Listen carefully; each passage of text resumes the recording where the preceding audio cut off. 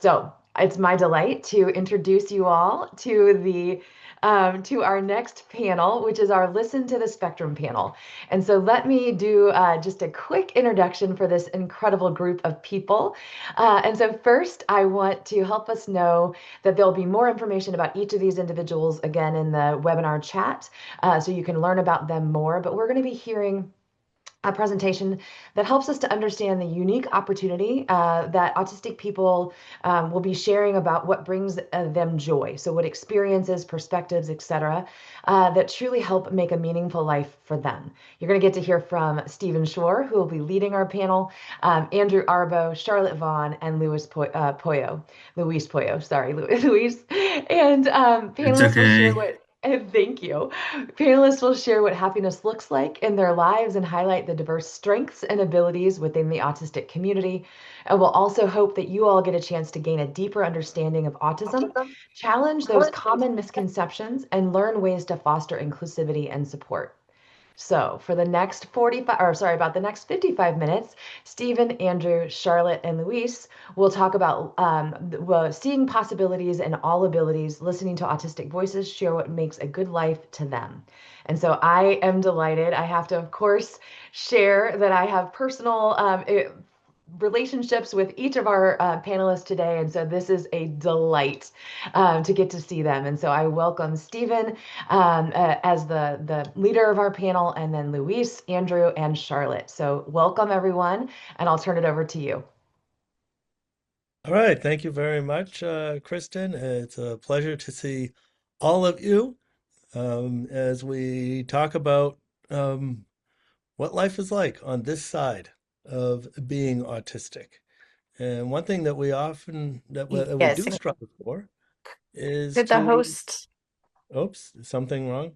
Hang on. Hey, Stephen. It looks like we're, yeah, there we go. It looks like we have a couple of people who are trying to turn on their cameras. So 2 seconds, and it looks like Andrew's on, and Oh, I'm now we need to sorry. I get thought it was Charlotte. starting. Okay. Yep.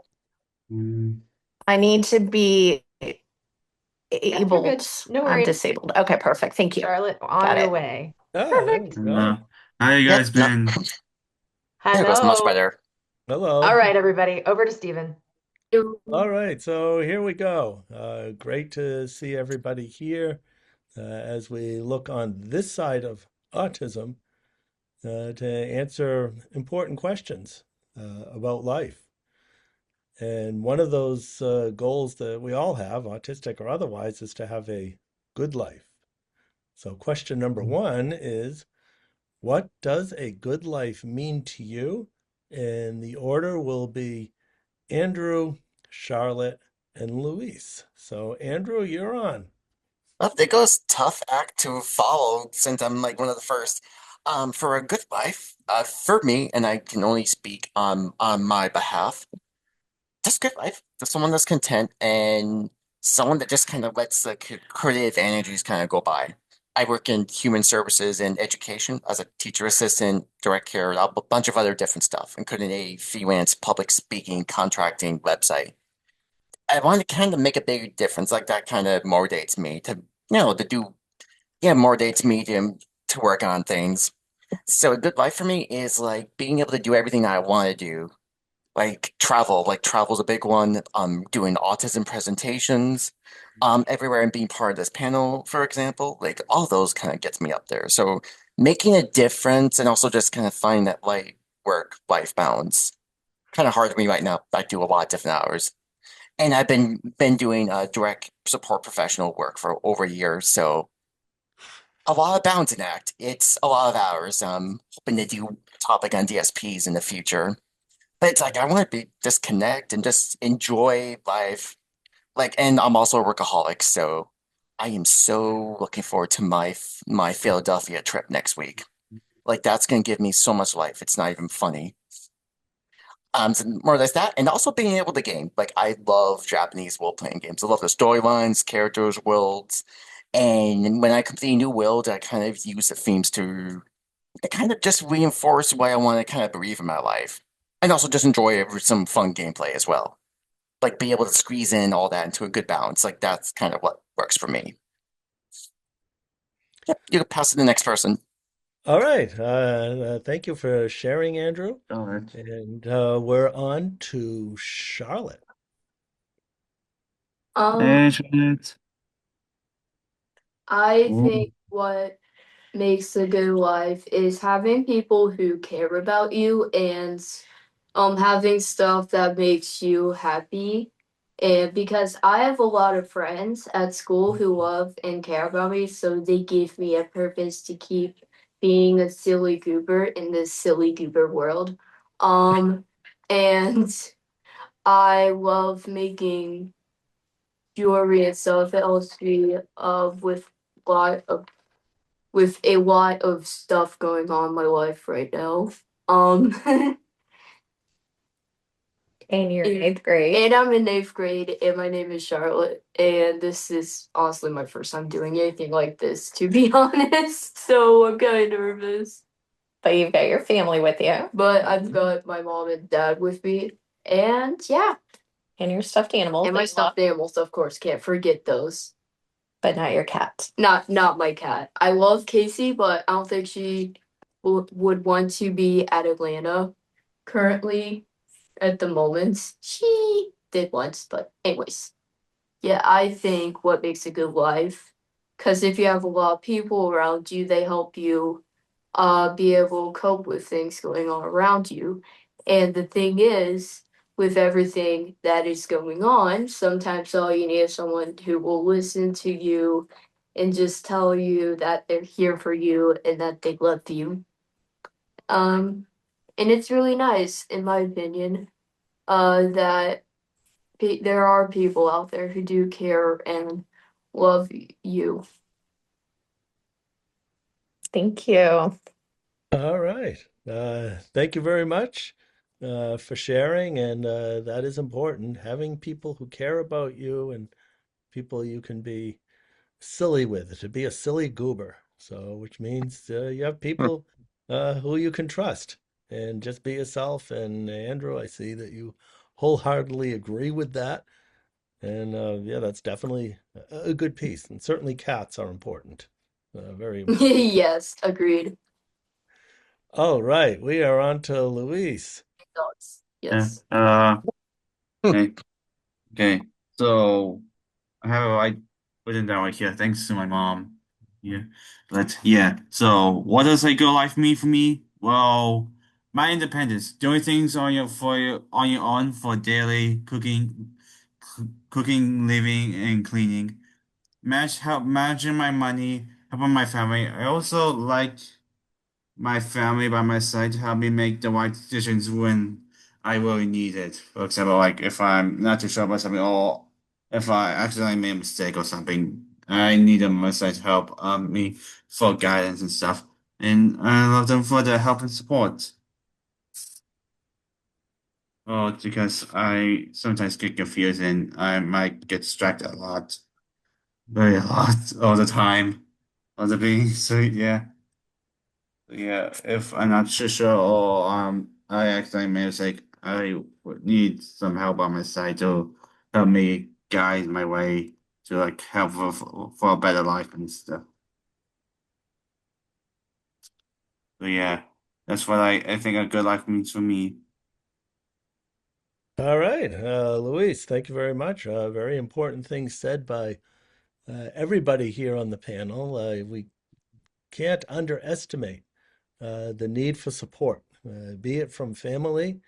It could be from Mhm. family, could be from friends, could be from other people. Independence, a certain amount of independence is definitely important. I like to think of it as interdependence because last time I checked, only hermits live by themselves. All of us, autistic or otherwise, depend on other people to do things that either we're just not good at or we just prefer not to do. And so knowing where or how to navigate this independence is, or interdependence is very, very important.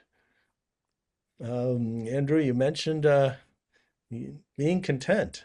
Yeah, having a sense of contentment is really good and making that difference for other people, supporting people. Travel, yeah, I like travel too. I'm just back from speaking at conferences in Bangkok and Berlin, giving autism presentations. There's another set of there's a conference coming up in uh, April in Prague, INSAR, International Autism, whatever it is.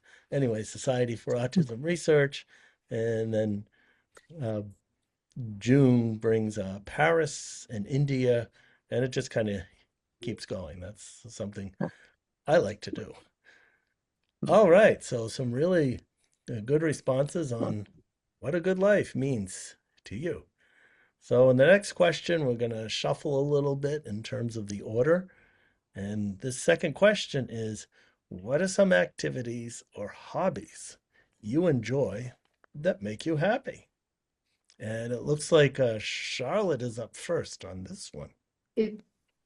Well, I like to personally, I love making these bracelets called candy. They're, I have no idea what mom is doing. Anyways, I love to make bracelets and I love going to concerts. Oh, mom. Okay. And I went to a concert on my dad's birthday with him to a Linkin Park concert because they had a new album that came out called From Zero, which fun fact, they actually have a new lead singer now, um, named Emily. I personally I like the other one more. He I miss him.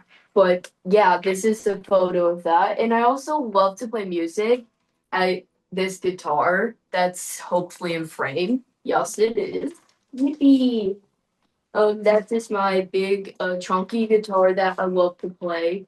And I also went to the Supreme Court with my mom back in 2025 during May, I believe. And this is a photo of that. But yeah, I personally, the things I like to do is listen to music, make candy, and honestly just talk to friends. I do that a lot. In fact, I remember I was talking to one of my friends the other day about something, and it was a lot of fun. We just hung out over the phone, and yeah, this is a candy cuff. This is made using payout stitch. I decided to do a flag because I think that's and that's how I prefer it. And I also made this one, which it's a red and black one. It's very pretty, and I love it very much. Ooh, I also made this necklace, which it actually has the key. Let me actually, that way, yay! Okay, focus into the camera. Yay, it Yeah, focuses. And that's yeah, that's actually the fun. key to a has-been hotel key called, this is Kiki, the key. Funny enough, the naming of it to Hasbro Hotel. Hasbro Hotel is a show technically meant for an older audience, but it's fine. I'm allowed to watch it. And it's about salvation. And it's about salvation in its own way, which I mean I like. I like that part about it. It's I love the way it shows it. And I I'll also show one more because they may have to go to the next person. Charlotte's a talker. I'm a Boy. talker. I like to yap. That's also one of my hobbies, yapping. Yeah, Ooh, this is Pikachu, who I love yeah, very much. Pikachu. Hmm. Hey Boo, I'm Pikachu. Pikachu wants to sit in the potty. But yeah, I also made this necklace, which it's actually a perler necklace, where basically you have to iron these fuse beads together using a hot iron, which I commit can get a little scary sometimes dealing with a hot iron, but I mean, it turned out pretty cute. I really like it. I've actually not worn it yet, surprisingly. I don't know why. I just haven't. And I also have my rainbow bear. I don't know how I'll be able to get her in frame, but this is Trisha. As you can tell, Oh, her fur is a little gray. It's okay. She's just getting old. That's And you fine. love your stuffed animals a lot. I love my stuffed animals. They're so cute. Ooh, and I like to drink Monster, which I'm pretty sure I also have a necklace of monsters somewhere, but And Charlotte, we'll come back to you've got more questions, so we'll let somebody else. yeah, for real. I'll Like let someone Louise. else talk. Thank you. All right, Charlotte, you certainly have plenty of activities, and I like how you I like how you said you like talking with friends and you like talking. So you that was great for busting that myth that autistic people don't like to talk to other people. Autistic people don't have Yeah. friends. So that excellent on that. All right, we're now moving on to Luis. Oh, me? Okay. Okay. Well, here we go. What are some activities or hobbies that I really like to enjoy that really makes me happy? Well, drawing, for example. I started drawing in 2020 when I was bored. My brother advised me to draw every day, and and from there I sort of continue drawing a picture for every single day. Getting new techniques like decide to do it for all work in a single day and coloring in all work in a single day. So yeah, and it's sort of become a hobby after that. And I also like to watch YouTube videos. Start watching YouTube videos to enjoy it, and maybe even look online to see what other techniques that people use to make art, like different styles, whatnot, or not trend that they're trying to do. And I usually develop my hobby in develop into a hobby and into a hobby of drawing from my imagination from some cartoons and I mean games from there. Games. I really like to enjoy using different techniques and mediums for some art. So that's and I even so yeah. Here's one of my artworks right now if you guys are curious. So yeah. So yeah. I also took a stop motion class and I loved it. It really got me in the back of stop motion. And the guys and the teacher says think I should start a YouTube channel, which I did, where I show my creativity and my creations. I also do Lego semis and Minecraft videos, and also do Lego semi videos and stop motions on my channel.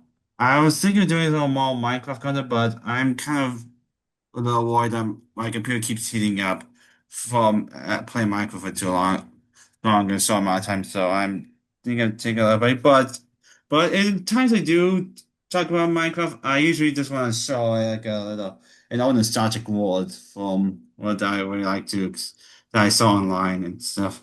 And maybe just show maybe just like, show some interesting stuff that I found. I also like playing games with my siblings playing games with my brother and sister if they had the time, spending with me, spending time with them when they sometimes don't understand me. Oh, I don't know what I'm trying to say. Sorry about that, but yeah, I do like to play games. Like Mario Kart, for example. We got the Mario Kart War game last year on the day of release, which is suffice for us since everyone's going crazy. But we were lucky enough to get the last one in stock with Mario Kart War. And we enjoyed the heck of it. So yeah. So that's what some hobbies that make me happy. Drawing and playing games. And I also really like to expand my art and try new styles. Okay? And I hope I show more people the art I made one day. But yeah, that's the things I like to. So that's some of the hobbies and activities that make me happy. So yeah, All right, that's great. So, a great example about how you've taken drawing and really used it to expand this hobby, getting information from YouTube, drawing characters, different types of drawing, stop motion, for example. yeah, I can certainly relate to those YouTube videos. I spend a lot of time on YouTube looking at different versions of music. So what yeah, could be a piece of music, maybe Beethoven's yeah. Fifth Symphony or something, and Yeah. let's see I how think I this really want to make music, structure. learn how to make music one day. That would be good, but I don't have the basic knowledge of how. So Maybe I yeah, will a one lot of day. interesting things out there on Yeah. YouTube as you can compare. I found a rock version of Beethoven's Fifth, a jazz version, so that's cool too. All right, we've got to hop over to Andrew, where you will share some activities or hobbies that you enjoy. Yeah, kind of dip. I can go in depth because a lot of my hobbies, and I've been discovering this within the last couple of years, a lot of that's been influencing my autism accuracy. Like, I enjoy a lot of media. Like I mentioned, I'm a gamer. I've been using the everyone chat. I'm just commenting instead of me. I don't want to interrupt anyone. Yeah, I'm into gaming and just the storylines and everything, the games I play. Also enjoy classic movies. But I kind of take things I really like and kind of add them to my everyday life. Also discover that I enjoy doing presentations. Kind of similar to Steven, but I'm kind of curious on Steven's input and how he takes inspirations in his presentations. For me, like the presentations I do in my on my website, which I've made by myself on a kind of like a free platform, like it kind of allows me to kind of express myself. And I was able to put in like all of my faults, inputs, kind of experiences I've had being in special education. Like it's an outlet. It's an outlet that kind of became bigger than I realized, and I'm actually doing, yep, kind of doing everything I can in my jobs to try not to get them mad at me for doing all these speaking engagements. Tough and acts, but they love me for it. I fill up free of their sensory bins when I go out doing those resource fairs because I again want to give back. And I didn't think gaming, like, there's some series I downright love, and I won't go into depth. I would take forever. It'd be like a full presentation myself. Like, I love, like, I mentioned JRPGs. I love the Nier series. I also love another game called Expedition 33 or Queer Obscure. Just, it just goes over all these, like, great storylines, great characters, and just involve moments of, like, they follow, like, these themes of, like, being resilient, being persistent, and determination, and I kind of take those and put that in everything that I do. Like I kind of like pattern, like I use those patterns in those games and other media that I put in my presentations as I relate it to my own personal life. So when I do that in my presentations, like I just really enjoy that. Like get me some good gaming music, a good hour with a coffee, and I'd be happy. I'd be so happy. And then even when I'm driving, I can get some ideas. So I hope I get some good ideas on my 4 hour drive to Philadelphia next Tuesday. I look forward to that. So I just love just incorporating everything I do because you find inspiration kind of everywhere. And in me, just want to kind of display that in my presentations and realizing I'm more creative when I realize. Really hilarious. Like I was in education and all that. I've never been a tech person, and I ended up discovering my own creative side unintentionally until my brain finally realized that. All right, so the creativity piece, that's really important. Um, Looking for themes, you can draw themes from anywhere, and it looks like you draw them a lot from gaming and media, storylines. So that's classic movies as well. So that's Yeah, really good. They find their way into your presentations. I get inspired by various topics and autistic people, for example, sensory differences. I like talking about them and helping people understand what it's like, for example, on this side of sensory challenges. I saw that you like coffee too. Um, oh, yep. My uh, second cup. all Second right. cup, and I'd be going to an inclusive coffee shop in my area by after this in my work. So, yep, gonna go there. Well, I All think for coffee April. smells wonderful. I wish it tasted even a third as good as it smelled, because I often find Hmm. coffee is too bitter.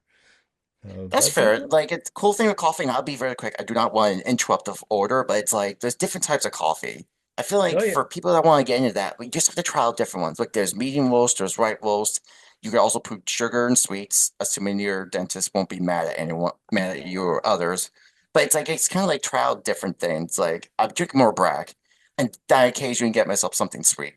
Like, I'm going to the inclusive shop after this, get myself more like a caramel macchiato. no, that So it's sounds kind of good. like finding your style and finding people, hopefully workplace that doesn't get mad at me for going through all their K-cups all the time. Right. All right, so it looks like we have a coffee expert as well, and I that's try, good. That's a but good hobby. I just enjoy it. It helps me. It helps general creativity. I will be having a double shot when I do my fellow drive, and I'm gonna stop and don't want to drag this further. Okay, all right. So we're moving on. We've got another question. A lot of good input and diversity, such different things. Only three people here on the panel. I guess I'm number four. Only four of us, and we have wildly different hobbies, wildly different strategies.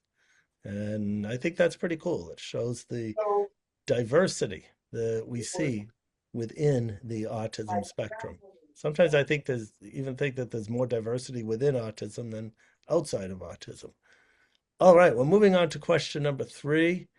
What are the common stereotypes about autism that should be dispelled? We got a good one from Charlotte who said that she loves talking with friends. So that's one that you blew out of the water even before we got to this question. So, stereotypes that need to be dispelled. We're starting with Luis. Okay, so what are some common stereotypes about autism that should be dispelled? Well, I think it's that like people just don't understand us or what we're trying to say. It's like when thinking of when I was trying to talk to someone, they usually just misheard from what I say and back. Like when I talk about one thing, they interpret as something like another thing, or as we're not paying attention. I usually get yeah, that's for my boss. This is for not getting and for not paying attention. We're not just doing my own thing. But I feel like for me, for the constant times is like people often would say autistic individual for not for us talking nonsense or being dumb. Is what I'm trying to say. Think even though we're trying to say trying to be helpful, mindful, but we just don't explain or try to explain what we're trying to say. It's like what they don't understand if our brain works differently than the others. It's like it's difficult to put into words of how I think, which I usually do a lot of the time. Like I don't know what I'm trying to say, or those things just jumble in my head. I don't know how it's how I want to say it, but it just turns out to be a mess when I'm trying to say when it's clear on my head. It's like so yeah, it's difficult for us to express ourselves so that people can understand us.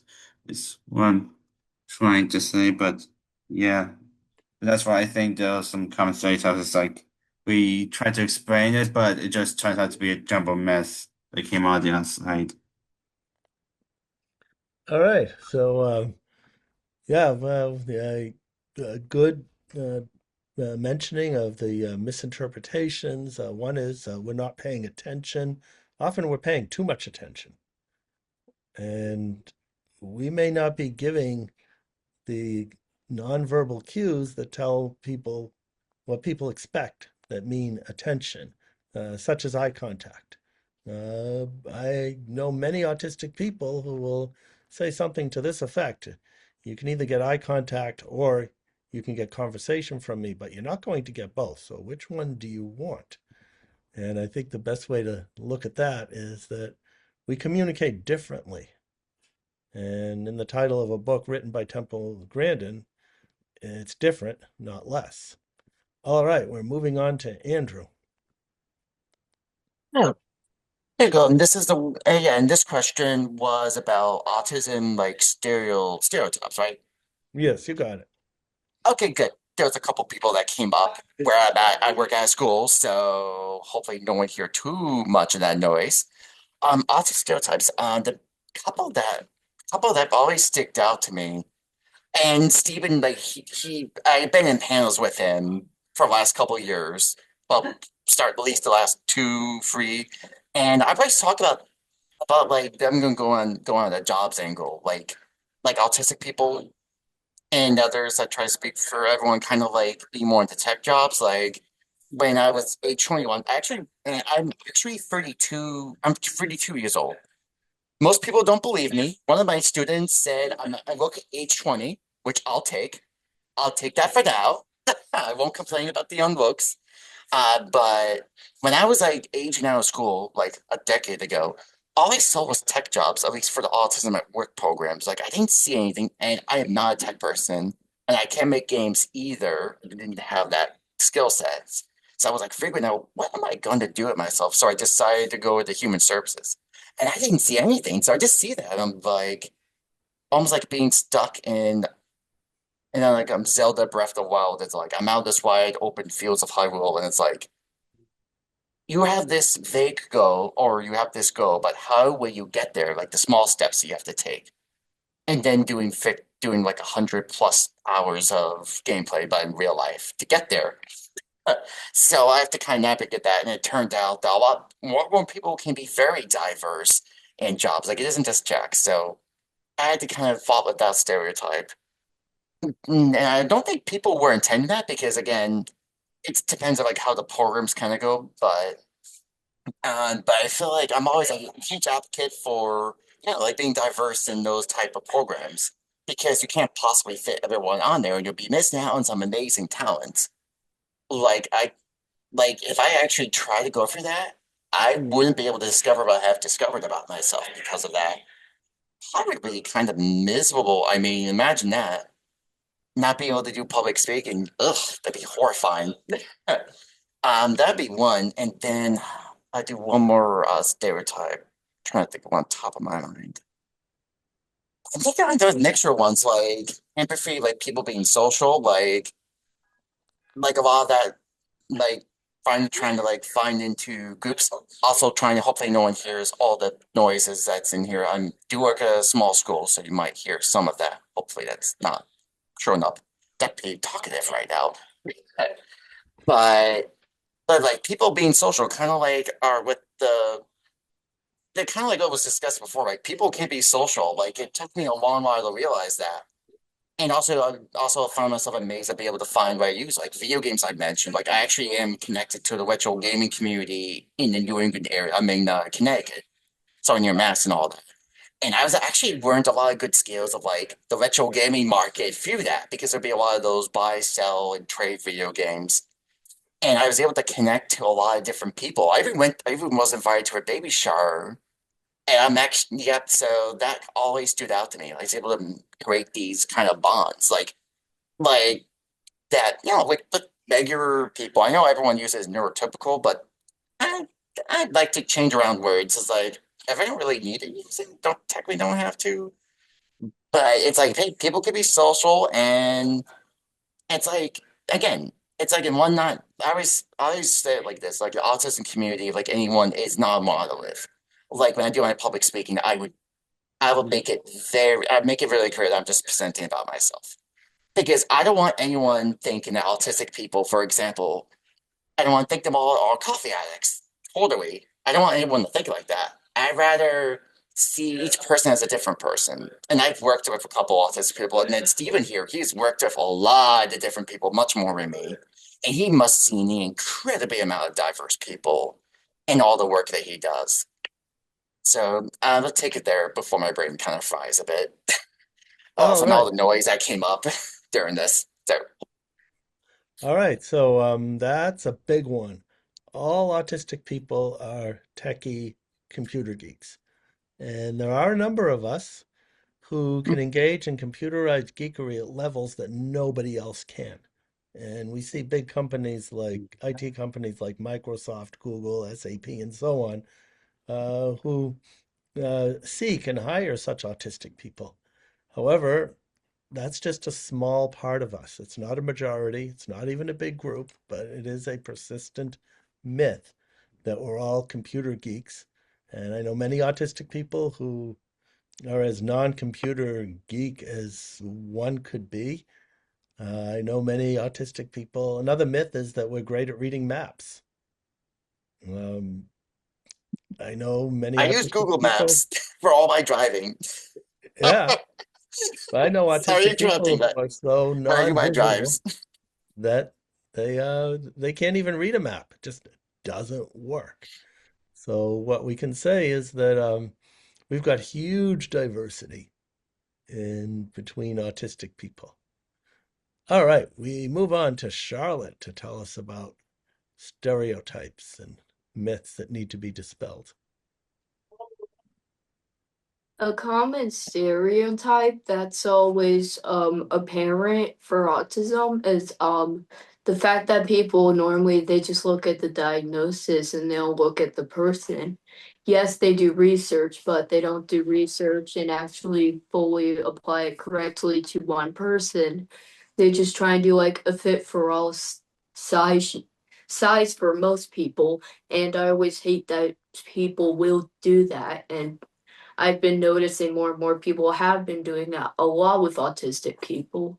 And I just think it needs to stop, to be honest, because you can know everything about autism and yet not know how to apply it to a specific person correctly.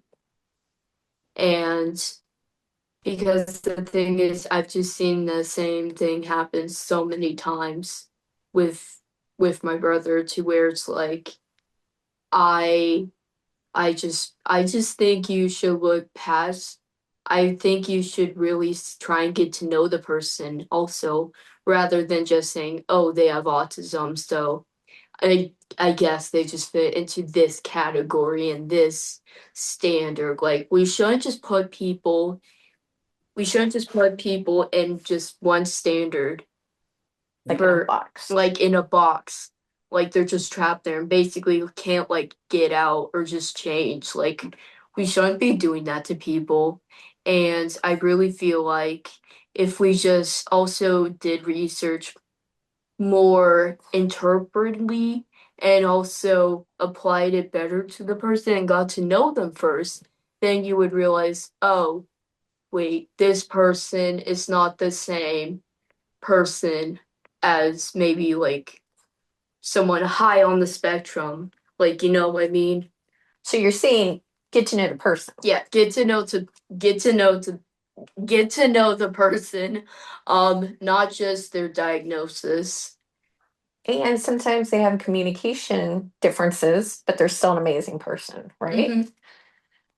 Yeah. Because you're a talker, Yeah, I'm definitely a talker. but your brother uses a communication aid. Yes, exactly. And because the thing is, for research, I feel like if you're gonna do research, at least first get to know the person before trying to apply research to them. Because sometimes the research is from like old books and stuff, and it's not updated, is also what I've noticed people are doing now.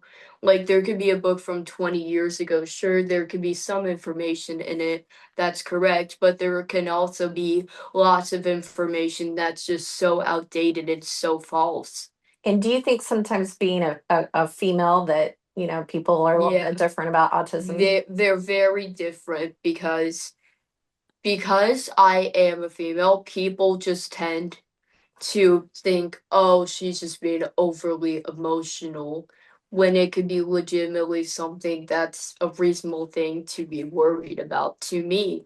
And people can just dismiss it just because they said, oh, we'll have this research. So that means that you're basically just not fully actually expressing it correctly.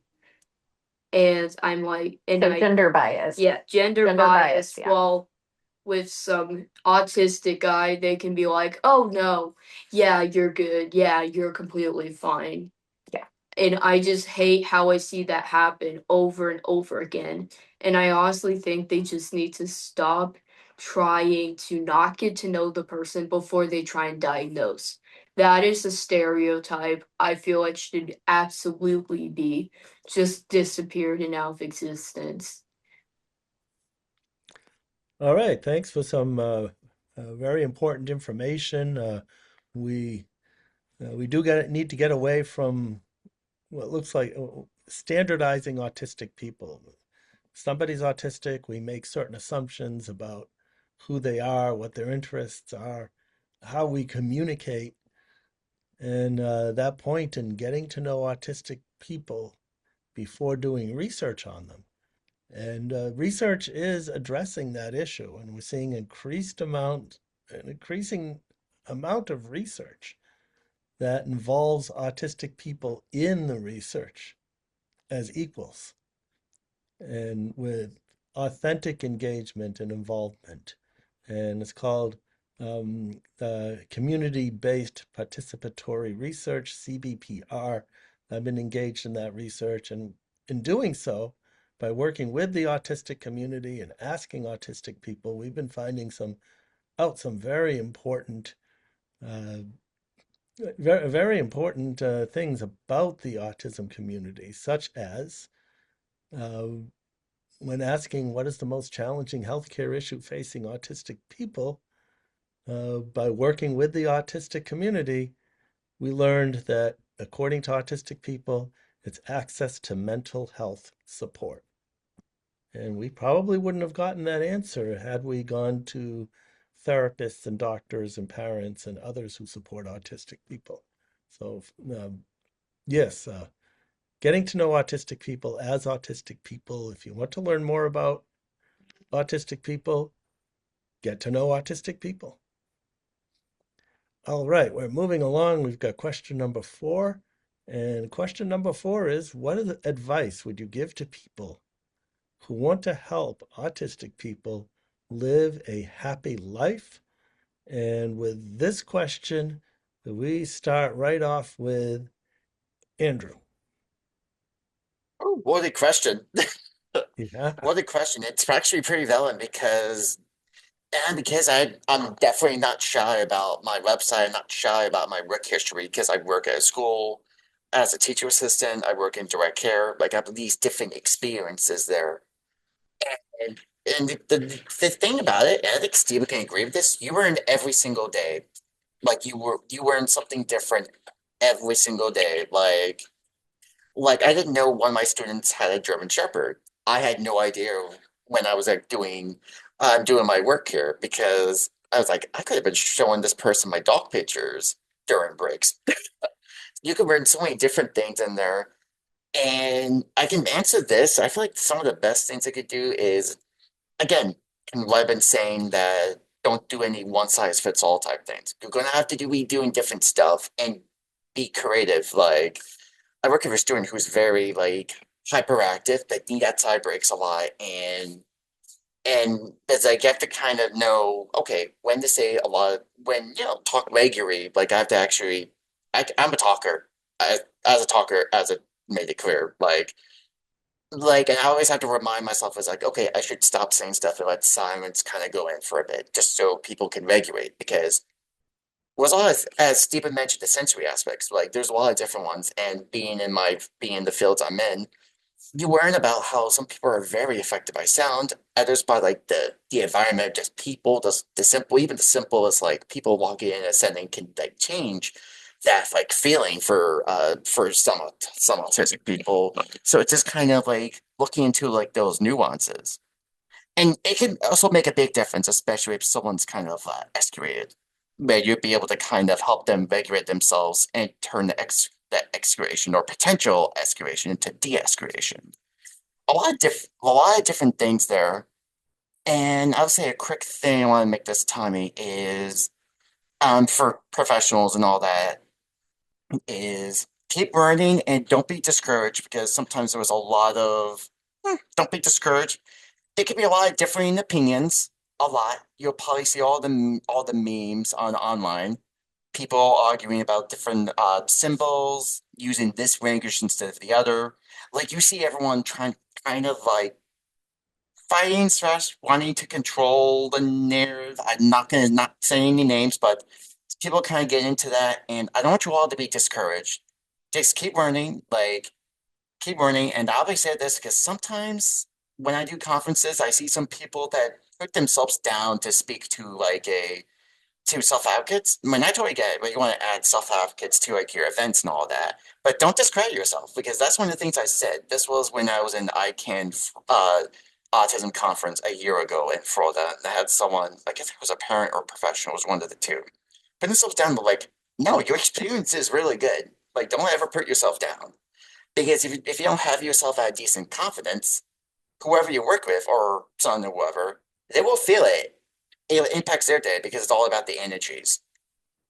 And I'm so glad the people I work with is okay with my coffee intake.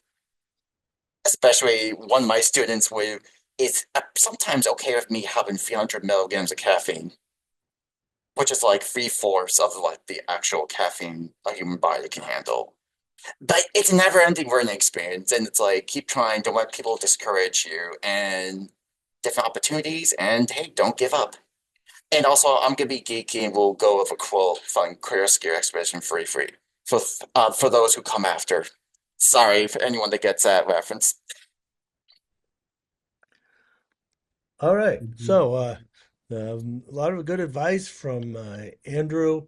We all need to learn new things every day. That includes autistic people, non-autistic people, especially those who are seeking to know more about autism, autistic people, and to support us. You gave a good example about sensory differences. That's an important aspect. There's so much sensory diversity in the human race, actually, but certainly within autism, and you know, not discouraging or discrediting yourself. Yeah, I thought that was that's good too.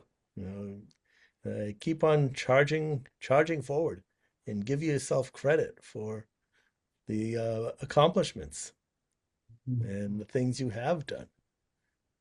All right, we're now moving on to Charlotte, who's going to tell us about uh, how to live a happy life as an autistic person. I would say how to live a happy life would be to one, have something that makes you happy that's healthy for you. Um, like maybe you make candy like I do, or you have like a stuffed animal that you like to hug. I like Pikachu a lot because Pikachu, he's very huggable. Um, and friends, because if you don't have people who care about you, then for one, you just feel terrible. And then when you feel terrible, you just go down that whole entire spiral. And it's not nice. It looks pretty ugly, that's for sure. And I just think honestly, in order to live a happy life, just honestly just try your best, because if you don't try your best, then you're missing out on so many opportunities that you could have had. But because you didn't try your best or try your hardest, you just missed out on them. Which there are so many opportunities to do stuff, which is what I'm now realizing. And whenever you get those opportunities, that don't let them slip out of your hands. Just don't let them get away. Try and use those opportunities the best you can anytime you do get any, because otherwise, if you don't use any of the opportunities that you have that there are given to you in order to get better or develop as a person, then you never will know what the other side would have been like or what it was like. And Like hobbies and friends and traveling. yeah, maybe I mean You don't like traveling some places. Yeah, traveling. There's so many things I love to do, and I mean, I love to drink Monster. That's so I don't necessarily recommend drinking it. The chemicals in it are not necessarily healthy. Coffee's healthier, to be honest. It's been scientifically proven, but I mean, that's a debate for another day for me. Um, I also I just think after you find some friends and some people who care about you, try and keep those friends the best you can. Try to keep them, because if you just let them get, because if you just don't even try, then you never will meet them. And if I didn't talk to my friend, my bestie, Emmy on the first day, everything would have been so much different. And I'm glad I just said, hello, my name's Charlotte on the first day of school here. And I'm actually new to this school too. There's just been so much new things to do. And I just keep on thinking what would have happened if I hadn't just decided to say hello to a complete stranger at the time. She isn't anymore, but I just feel like if you find a good group of friends, try and keep those friends in your life as best you can. Of course, stuff will happen in life sometimes, like you might come out of contact with them, but that isn't necessarily your fault because normally a few years, you two find each other again. And sure, you might not be the best of friends at that point anymore because your interests and stuff might have changed, but you'll still be friends. And those who truly care about you, they will show it. And if you find people who aren't showing that they care about you and they're putting other things over you, then they're just not worth your time. That is my advice on a good life. Thank you, Charlotte. That was amazing. Yeah, it was amazing. You're absolutely right. Things that make you happy, try to keep it healthy. Certainly, stuffed animals are good. Doing your best. Yeah, well, that way you can never say, well, if I had just tried harder, or I could have tried harder, but I didn't, because you know you did. And opportunities, there's opportunities all over the place. It's a matter of keeping your eyes open to them and then grabbing them. And we can all think of things that we are now doing because we took that chance. We said hello to another person. We applied for a certain job. We started a new hobby or explored an additional way to expand the hobby that we're in. And we can't underestimate the importance of good friends. So keeping your friends, relationships take work. You have to work at them. And there's great rewards when you do. All right, we're moving on to Luis, who's going to tell us what advice he has for helping Okay. autistic people lead a happy life. Well, for what I think are good to autistic people for a happy life, well, I think from looking from here, it's like don't change ways, just be yourself, honestly. Even though if people don't want quite understand you or you think you might be weird, just I think please know that just don't change like who you are as a person. Like just try and be you the best way you can. Can I think just and also just be patient when people are talking, just try and be mindful, just let them wait out the turn and when the time's right, just talk just say hello or say hi to them and just have a nice conversation with them. So like just be patient and just don't rush into things like go in fully behind just say, hey, I just want to go this and this isn't that yeah, which I kind of did a lot of time to be honest. And trying to understand the view of the world is like trying to understand the view of the world is like try to understand what they're coming from and how they view things, even though that might be wrong, just please understand what they're trying to come from. From I think it's like I think for that it's like to let you to so you ask them to know what world view they come or how they view the world because it might be different from yours, but it's yeah. So try and understand their view on the world, how they look at things. Yeah, and we also you want that they want to feel love and to feel understood, like that because we do sometimes be misjudged or looked down upon. Let's just say, like I keep getting distracted, so my brother and sister has to quite yell at me to like get my attention, even though my mind was totally different somewhere else. Just like just just look no, just even though they're trying to help, it's just I think they're just trying. Even though they're hard work, but I think it's kind of like distracting for me.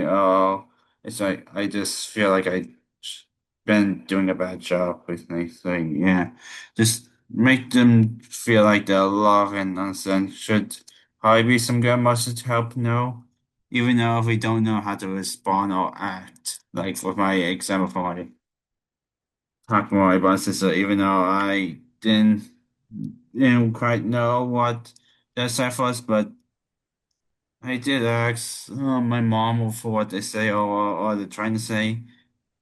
It was be a way help for me to like it help give my own opinion and stuff, and maybe to make them sure like maybe ask. people who talk to them like be a little more mindful. They might not be able to hear the first time, so maybe try to repeat it. Yeah, but less compliment will be a good idea to like tell them what they're trying to tell them like they missed tell them what they missed the first time, even though they do not hear it. So yeah, that's what I think. My best advice give for talk to see people to live a happy life. All right. Thank you for some really wise advice. Do the best you can do. Be the best you can be, and seeking to understand others and being mindful of others. What are they trying to communicate? And what we've seen is a great diversity in all of the answers, this one included. What makes you happy will be different from what makes other people happy. And it's not important what other people think because you are you. And one way to look at it is you do you, that expression, which means that you do what you're interested in and be the best person you can be. So I think on that note, it may be time for to take questions from the audience. Think you're right. And so thank you guys so much for sharing all of that great information with us about what brings you joy, what things have helped you. I honestly can't tell you how powerful this last hour or so has been. So thank you for that. We have some really great questions.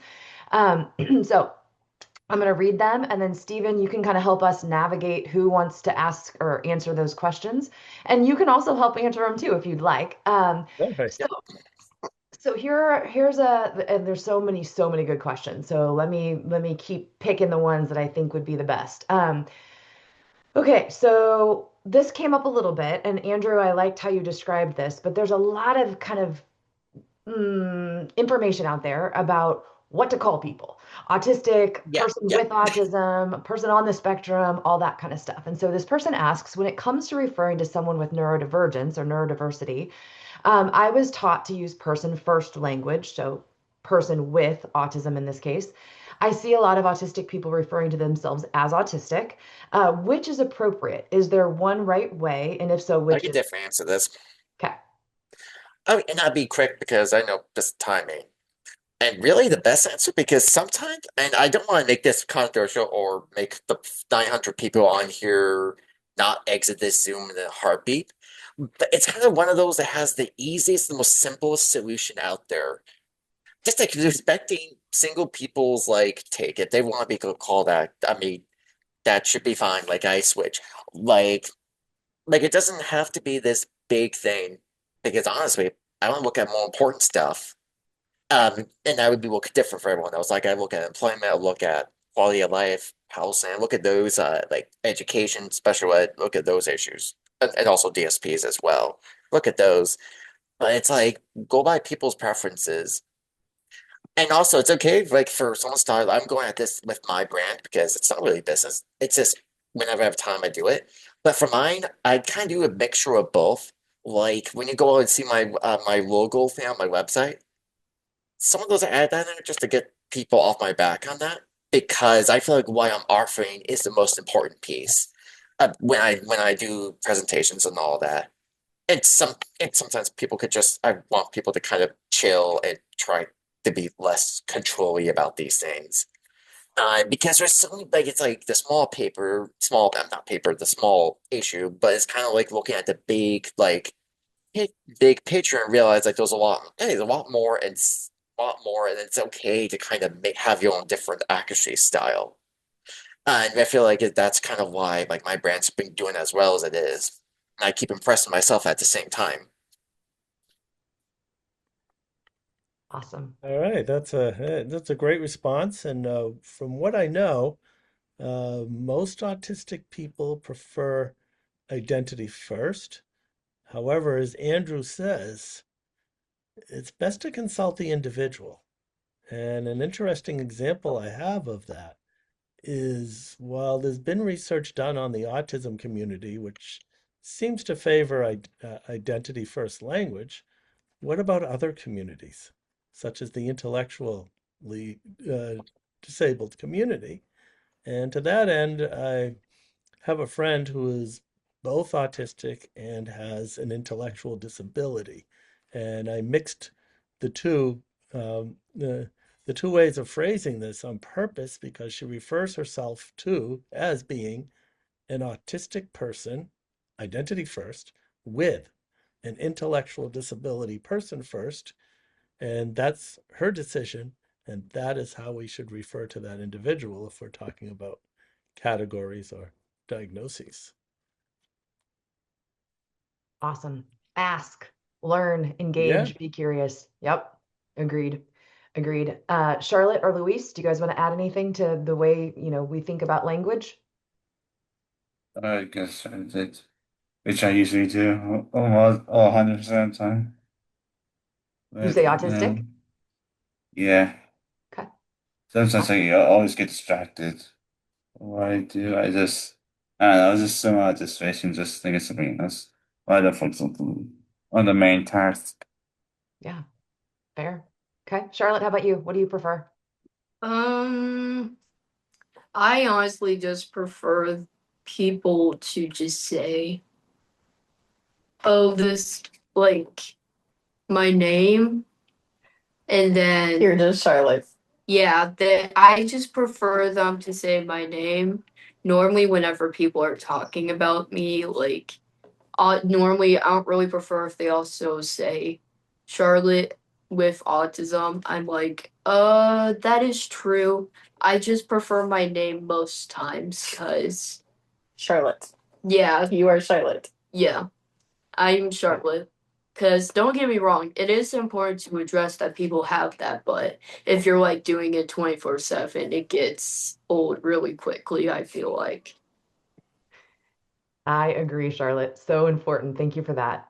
So, a lot of different questions have come in. I'm going to kind of summarize them in general. People really want to hear, it's kind of a two-part question. So, people want to hear, when did you first start speaking with words? So, not speaking publicly, but speaking using words.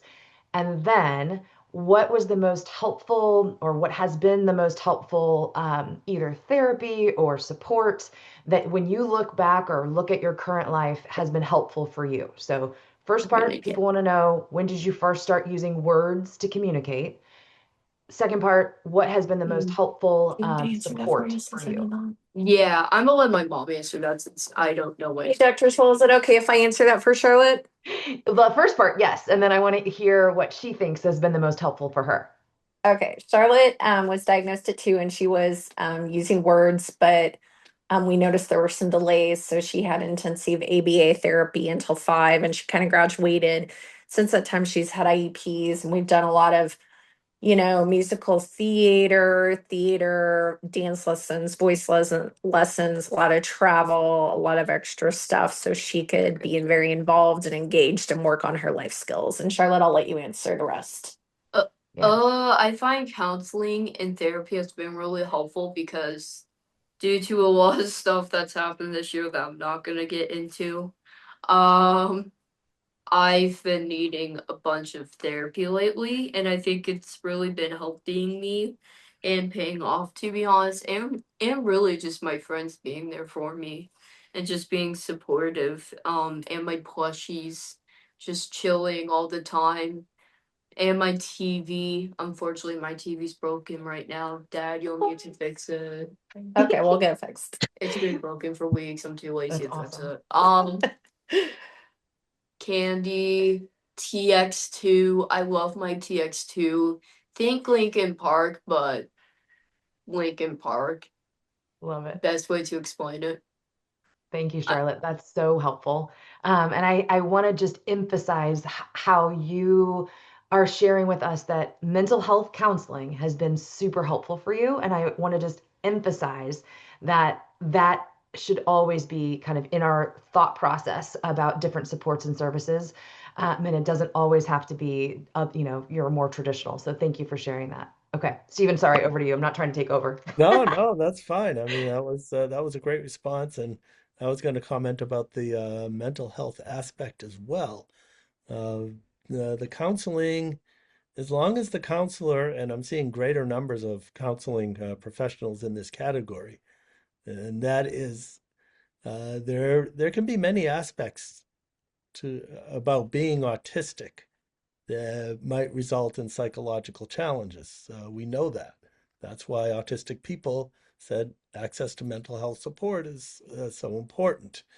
And as compared to perhaps at an earlier time, and still I see it, and sometimes in some other countries too, is the belief that a person can be counseled out of being autistic.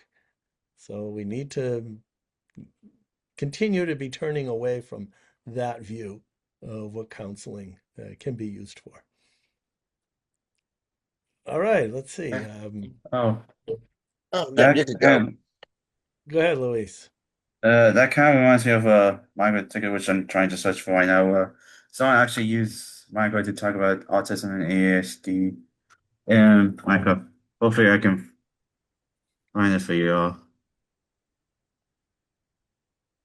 But if not, I will just so yeah. Yeah, I just usually just when something just pops up in my head, I usually just really want to found it. Just really want to share with you guys all. ADHD This explained video. in Minecraft. Steve, see Talking diamond. about Steve, want diamond. Steve, sprint toward diamond. Halfway there. Oh, look. Apple. Wait. Steve, forget why he run. Brain spin. Focus gone. Energy everywhere and nowhere. Steve, love routine. Same bed. Same chair. Same baked potato soup. But also, Steve get bored. Want new house, new armor, new everything. Steve hear loud villager voices. Brain shout. Mud on boots. Panic. Steve laughs. sorry. I love that. I think that definitely describes so many of us, Yeah. autistic, not autistic, but thank you. That's really great. Luis, Yeah. how old were you when you first started speaking? Do you know? I 5. Okay, cool. All right, Andrew, how about you? First, age when you first started speaking, and then what have you found most helpful over the years? Okay. For the first part of the question, like I was nonverbal. I had a mixture of speech therapy. I kind of answer part of the second, but I was nonverbal. I kind of well, part of believe now. And luckily, my dad kept a lot of the old papers. I don't know why he didn't throw those out, but it was very helpful when I was doing one of my presentations. I had all these VIP, um, the IEPs and all that. So I had a mixture of speech therapy within my school and then outside when I was young. So and then going second one, I had both speech and OT, occupational therapy. I think I might have had ABA, but from all the papers I went through, I didn't see it. I'm pretty sure my dad might have tried it. Maybe there were papers, maybe those don't exist. But I use that, and then what I use nowadays, I'm gonna have both a real and then a debatable answer. Not what you think. It's not like like fake. My real answer, I use like I see a therapist for some stuff. Some stuff, they call it cognitive behavior therapy, which is really nice. And then my second is off the two, and I'm pretty sure my coworkers up here will laugh upon me saying this. One is coffee. Even during my worst ones, yep, I see the smile there. Yes, yes. And the other is when I have downtime, just all those video game stories, Japanese role-playing games I really like. Like I did saw when I was going through the Q&A, there was a question about Nier. I hope that person's still here because I do have a very nice article I posted on LinkedIn about that series because I went on that. I played that series just before, right after I aged out of high school, and then it just hit me at that same time. It's almost like that influential series. And the fact that I got VIP tickets for its next concert in Boston also speaks for itself, and also all the countless ones. But I recommend people checking out. I do have a LinkedIn article about the Nier series that kind of goes over why I love that series so much and why I keep annoying everyone in my social media pages about that game, the game series. It's so good. It's so good.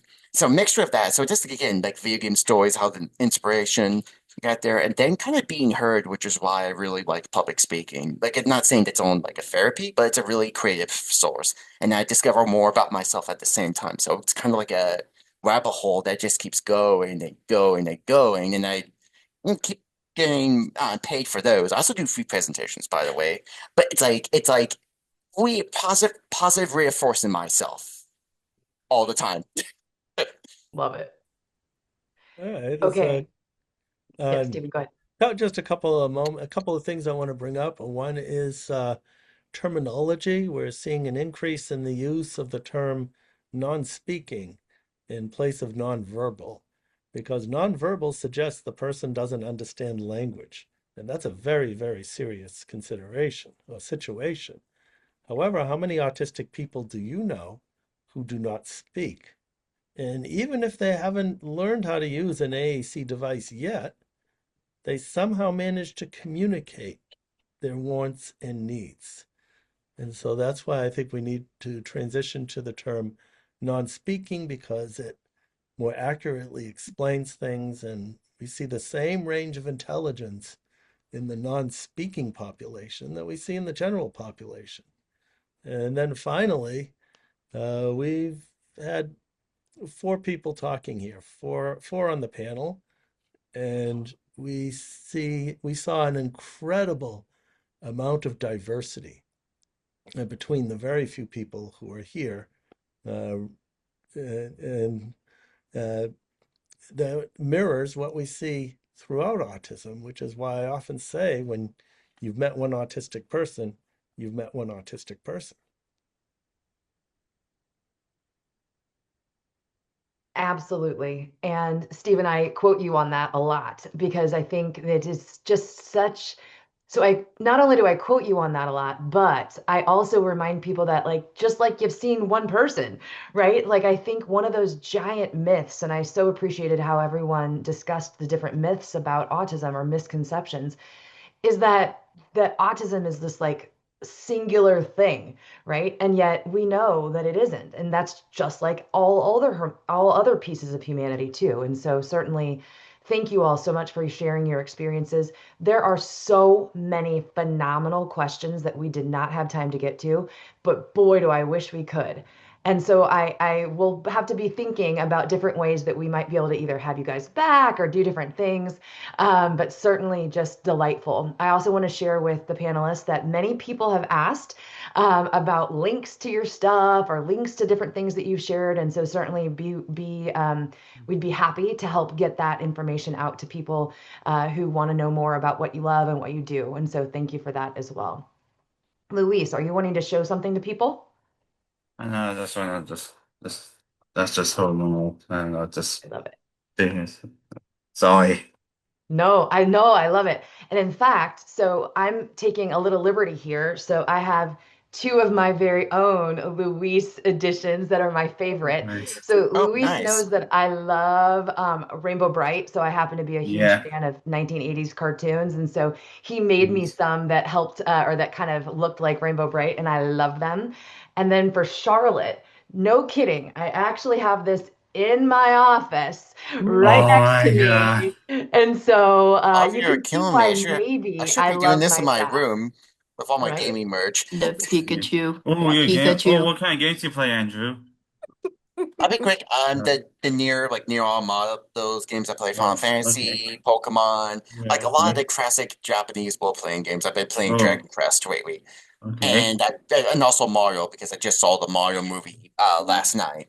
Oh, Yeah, nice. I also posted all my links, articles, and whatnot on the chat. Hopefully, everyone sees it in the everyone chat, so hopefully people can see that. But if not, I give Echo permission. They can just send all my links and all that. They have Awesome. all my information. I'm pretty sure you'll all follow my pages as Pikachu. well, so you'll all have my permission. And Love it. especially the gaming people, because I've been tempted. I wanted to kind of answer the one about the near question I saw that got dismissed. So people want to email me questions about that series and other cool JRPG stuff. I don't mind. Awesome. Thanks, Andrew. Oh, Okay, okay, you cool. guys, as much as I want to continue this conversation, we're going to have to move on to our next speaker who's also going to be sharing with us some really, really powerful information. But I want to thank you all again. I can't tell you how much having the opportunity to hear directly from you matters to me and I think our whole community. And so that listen to the spectrum is critical. And so I thank you for the time and the energy that you put into sharing the things that bring you joy. And I also want to just say, Charlotte, so proud of you. Luis, so proud of you. Andrew, so proud of you. I happen to know all three of you quite well, and so impressed by your contributions today. And then Stephen, obviously, always impressed with you as well. And so thank you guys so much.